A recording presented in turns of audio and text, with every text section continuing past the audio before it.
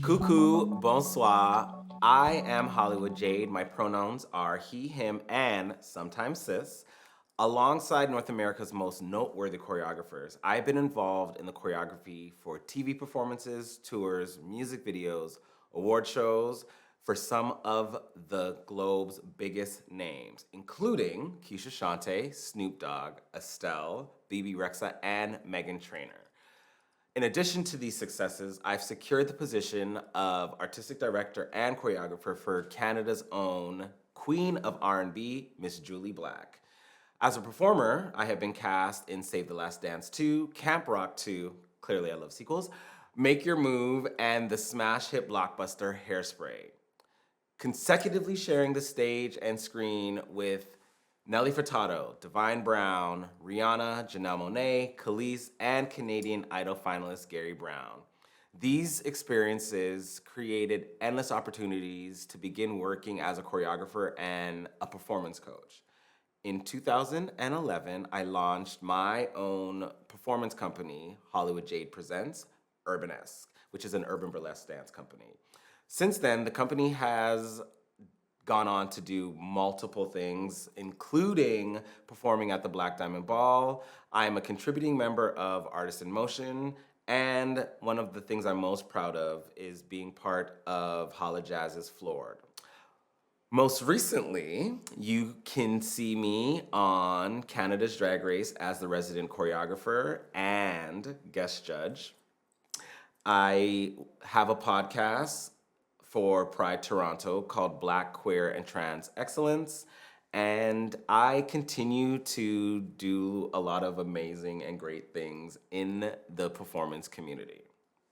In this session, I will offer guidance, best practices, and inspiration for how creative artists and performers can overcome that nagging, critical voice that diminishes our creative output and flow. This session will outline how to acknowledge your inner saboteur, we hate her, challenge those destructive and self-doubting thoughts and insecurities, put in place good habits, and where to find that support system, both internally and externally, and ultimately overcome your own worst enemy, you.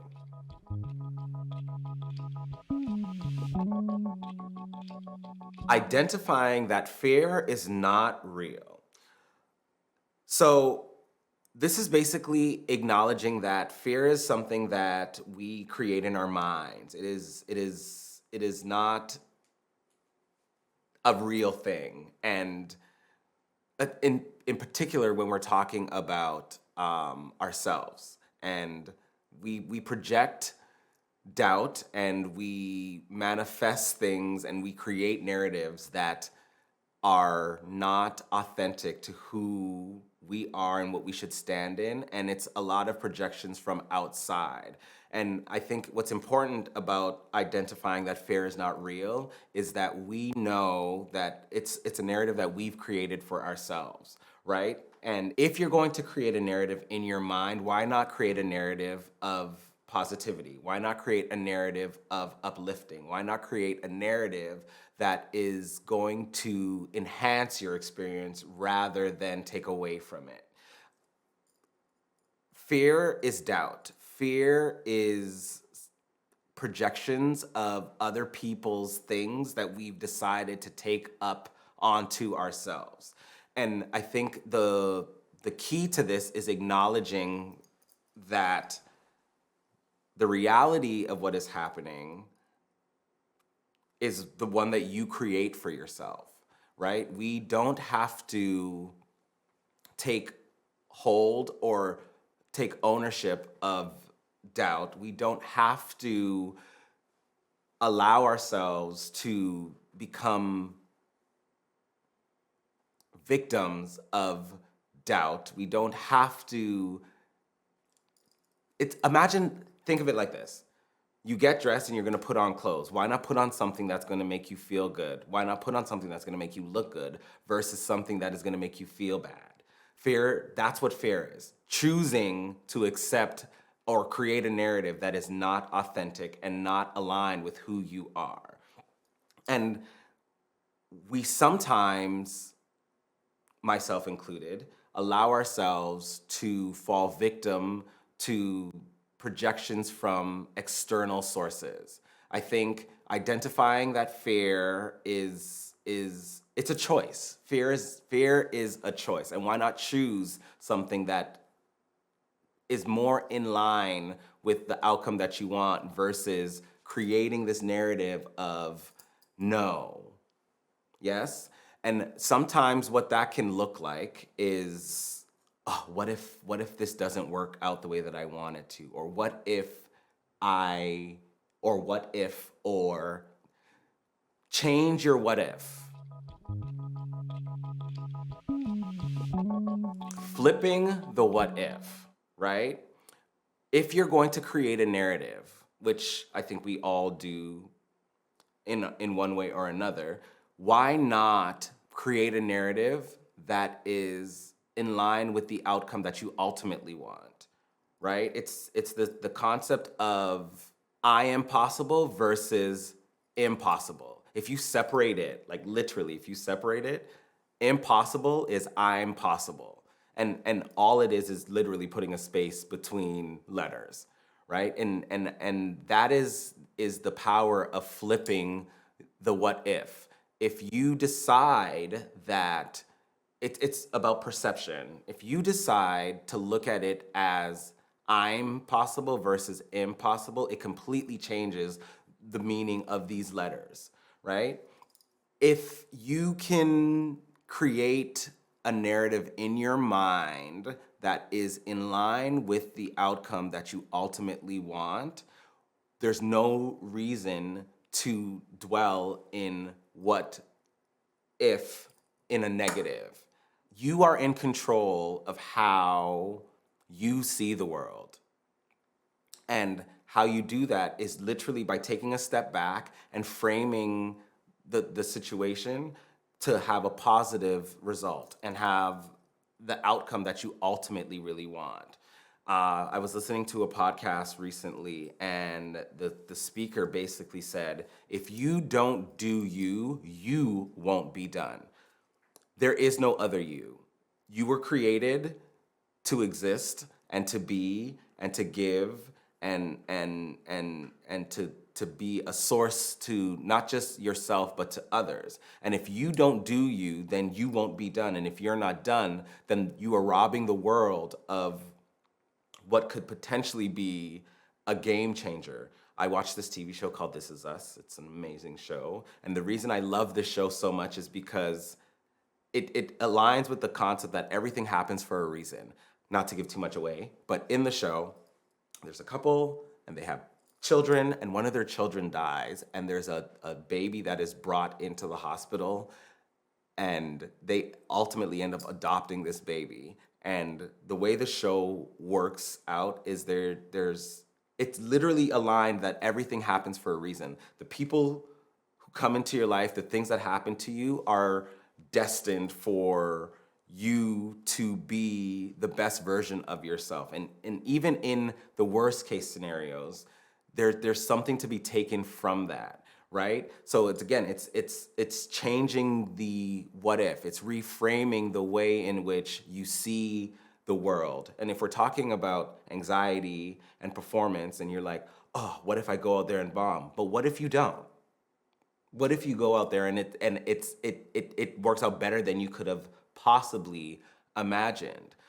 In one of the episodes, there's this family, random family that happens, and they get into a car accident, and they're in the hospital, and the fathers meet getting coffee, and one father offers the other father this anecdote, and the anecdote ends up changing one of the kids' lives, and the kid goes on to be like some amazing person in life. But if that accident, this terrible thing, didn't happen, they would not have met, and he wouldn't have given that father this advice, which the father then gave to his son, and his son used that to like cure cancer. And I know this sounds very far-fetched, but what if that is what was supposed to happen so that you could go on and be the person you're supposed to be? What if somebody in the audience needs the message that you're going to go out there and deliver and give? But if you are doubting yourself and you're not performing from an authentic place, then it becomes unauthentic, and you're not delivering the message that you were sent here to deliver, right? Again, going back, fear and doubt could hinder you from being a beacon of light to somebody. You never know what's going to happen. I'll give you another example. I went to a concert to see Floetry many, many years ago, and I was at a really dark place in my life, and they went into one of my favorite songs, and she was just chanting. She kept chanting, and it felt like I was in the room by myself, and she was speaking directly to me. And the message that she gave me was, it's time to be selfish. And selfish is commonly a negative word, but it doesn't have to be.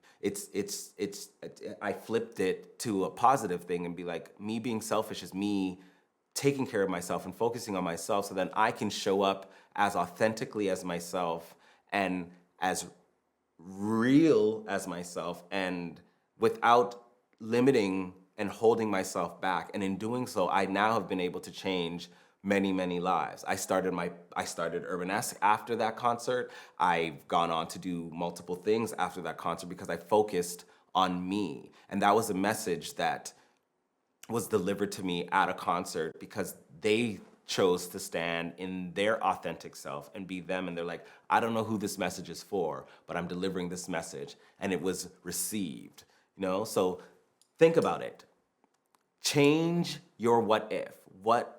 Instead of it being like, what if sounds negative, right? But it can be a positive thing.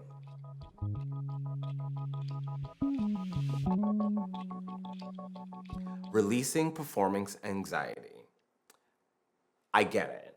As artists, we are literally revealing the most vulnerable parts of ourselves. And that can be very daunting, especially when it's in front of large groups of people.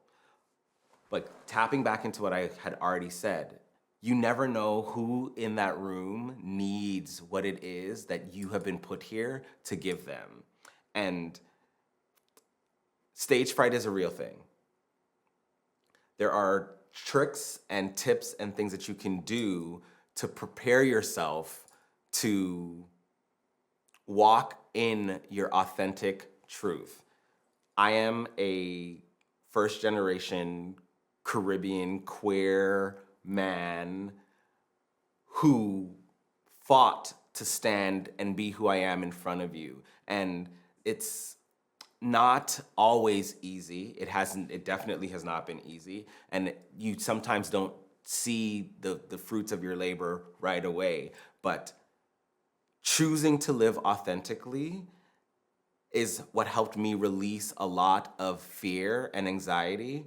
And that's what I want for you. I want you to be able to show up authentically as who you are and stand in that and know that what you have to offer is important.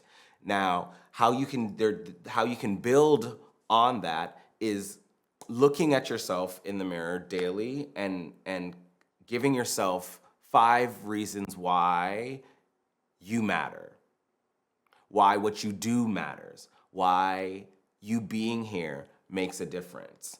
There is the power pose. I don't know why I did air quotes. It's a real thing. The power pose works. I mentioned BB Rexa in my intro, and when I did that job, I was going through so much self-doubt, and the choreographer that I was assisting on the job was like, "Are you okay?" And I'm like, "I don't know what's going on." And she gave me this tip. She said, "Have you done the power pose? You stand and just hold it for 5 minutes. You're gonna feel crazy for the first minute and 30 seconds. But you see, at a minute and 45 seconds, you really start tapping into and knowing and understanding that it changes the way that you show up. It holding that pose gives you authority to be who you are. Reminding yourself of the qualities that you have that are innate to you changes the way in which people receive you. Some other tips for building confidence, in particular for performance or speaking, public speaking or doing presentations, is knowing that what you have to say is valid, right? Knowing that what you're contributing to the room and what you're contributing to the space and what you're contributing to the universe is valid. And if you don't say it, if you don't share it, it dies. Denzel Washington spoke at a university and he said something that I found really profound. He said, "You will never see a U-Haul following a hearse." And basically, the summation of that is all the stuff that you accumulate in this earth, you can't take with you. The only thing that is going to be left is what you've given to people and what you've deposited into people. So it's important that what's in you to share, you share, and share as authentically as is humanly possible.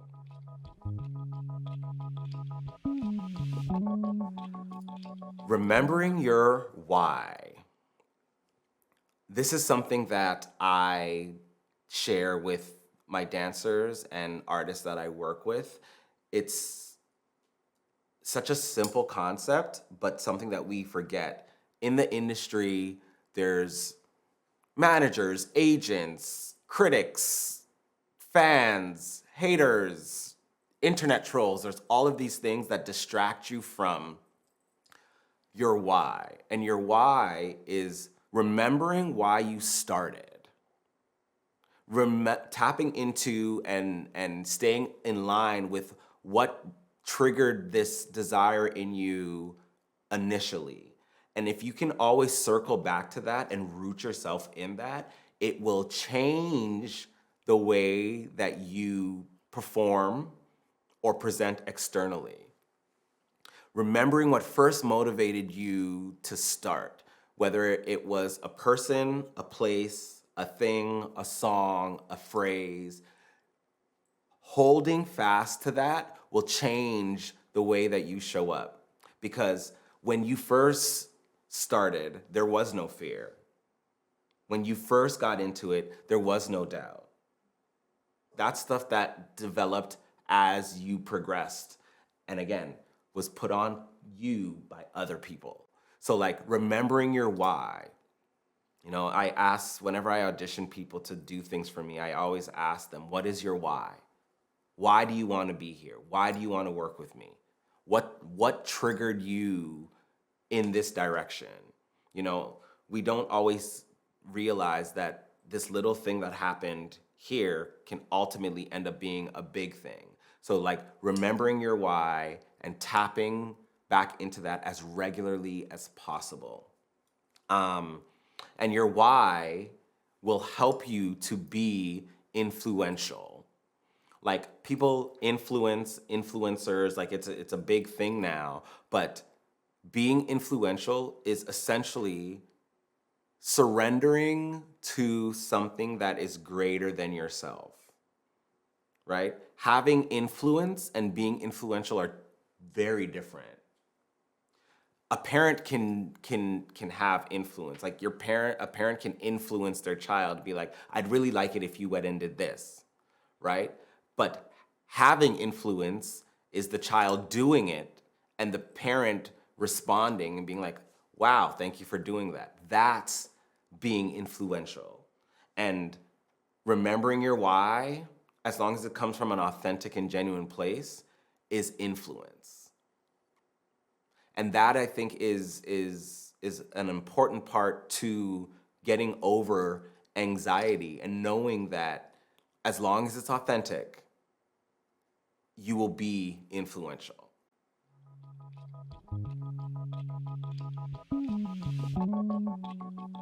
Care. There are 4 ways of being in the world: survival, adaptation, transformation, disillusion. Survival, I Googled this and I liked the definition that I found. It's the act of living or the continuation of life. Adaptation is the acceptance of your present reality. Transformation is like the renewing of your mind. Once you've accepted your reality, the transformation is moving in that direction. And disillusion is everything that no longer belongs to you, that no longer is in line with where you are at now. So you survived, you've adapted, you've transformed, and disillusion is letting go of the former thoughts. And I think this is a great key to releasing anxiety and letting go of doubt. These four ways of being in the world are something that you can quite literally make note of. Like if you are someone who journals, which I strongly suggest, if you are somebody who is tapped into meditation, if you are a religious person and you pray, in your prayer, in your journaling, in your meditation, these four ways of being are great markers to show you ways of releasing doubt and ways of releasing fear. I really like disillusion because it quite frankly is you realizing that what once was or who you once were, scared, afraid, doubtful, anxious, you don't have to be that way, right? These four ways of being in the world are great markers and great tools for you to be able to be like, okay, I was there. I've survived that. I survived being anxious. I have adapted to not being anxious. I am transformed because I've let go of my anxiety. And disillusion is literally looking at it and being like, I was there and now I am here. And this is something you can do before you go on stage. This is something you can do before you make a presentation. This is something you can do before you record a song. This is something you do before you make an appearance, because anxiety shows up in a lot of different ways. And I genuinely really believe that these four ways of being in the world work hand in hand with the releasing of fear, doubt, silencing your inner saboteur, and moving forward in a way that is progressive and ultimately in line with your why and why you started.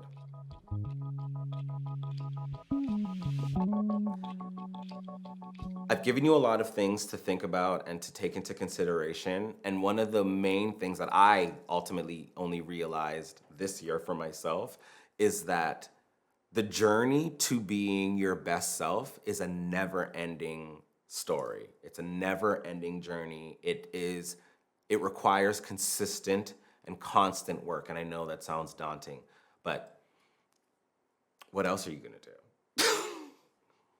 You know, you we have to continuously want better for ourselves and to be our best selves and to show up as authentically as we can and silencing as much of the white noise and the external factors as is humanly possible in order to be in line with who you are. A lot of the stuff that we pick up and carry is not ours. I'm sure we've all told somebody, oh, I have this idea. And the first thing that they do is like, well, what if this or what if that? And then we take that and we internalize it and we make that ours. You don't have to do that. You know, that is a choice. And if you choose to pick that up, you can also choose to put it down. I think that it is imperative that we understand that who you are and what you represent and what you have to share matters. Even if it matters to one person, that one person who got that message, me being at that concert, hearing flow assists and songstress ad-libbing and freestyling, which is not something they commonly do in their show. That message was for me, and through that message, I have been able to show up and be who I am today. And as much as I've picked that up, I've also picked up other things, and now we can choose what we carry around. You know, imagine if you had a bag, and people we're putting things in your bag. And then you get a second, the 4 ways of being in the world. And you can sift through all of that and be like, what am I keeping? What am I not keeping? What do I want to have? What do I not need to have? I think it's vitally important that you take these markers and use these things as an opportunity to better yourself. So what I want you to do is make sure that you are remembering your why and revisit that as regularly as is humanly possible. Tapping back into that will center you and bring you back to a place of this is why I started and this is why I do what I do. Identifying that fear is not real. Changing your what if. It all works together. Revisiting and using the 4 ways of being in this world. If you do this, there's no room for fear because like you've already created a narrative in your mind that is in line with where you're going and what you want to do. So if you take these tips and use these tools, I promise you, there will be no room for fear, anxiety, or doubt. Your inner saboteur will become like an ex that you don't talk to. Thank you for coming to my Jumpstart Foundations Masterclass. Big shout outs to Music BC. I am Hollywood Jade.